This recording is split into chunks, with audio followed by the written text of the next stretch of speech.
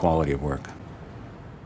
The challenge for 4.3 million young Australians is not the person sitting next to you in school. It's actually the 750 million young people in the region.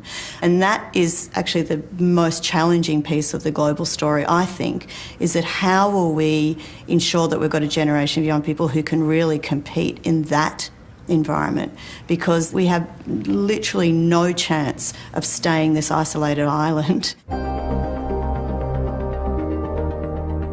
Jan Owen is the Chief Executive of the Foundation for Young Australians, which is lobbying for a complete overhaul of the way we teach our kids.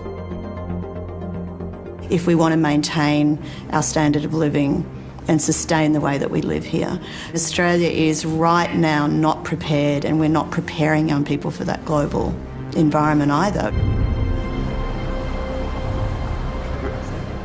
Is this something you've been working on for a while? No, just 1 week. That's pretty good to get that done the first week. Yep. So click on it and see what happens. I'm just the start of that. Yeah, but somehow you came up with this.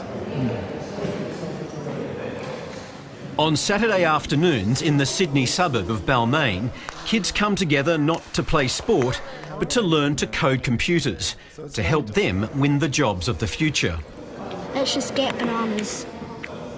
Okay, yes, I think you're right, actually. There's even a robot car they are programming to move. Are there actions for the robot? What it is, it's a handful of volunteers that are mentoring children to learn how to code. Give them every sort of challenge to be able to play and experiment and learn how to write programs themselves. Yeah. I believe that coding is the next layer of literacy. Just do it 3 times. Wherever you go, you see people using software. You see parents giving their kids iPhones. Like, I'll go to an airport and I'll see a parent trying to fob off their child by giving them an iPad. We shouldn't just be consuming it ad infinitum, but we should be able to write it as well. Then says hello. The parents here are learning just as much as their kids. Learning that computers are things that they control, that they're proactive over, rather than just being passive recipients. You start to realise that you control the computer. You tell the computer what to do, the computer doesn't tell you what to do. Ethan, your game's pretty cool.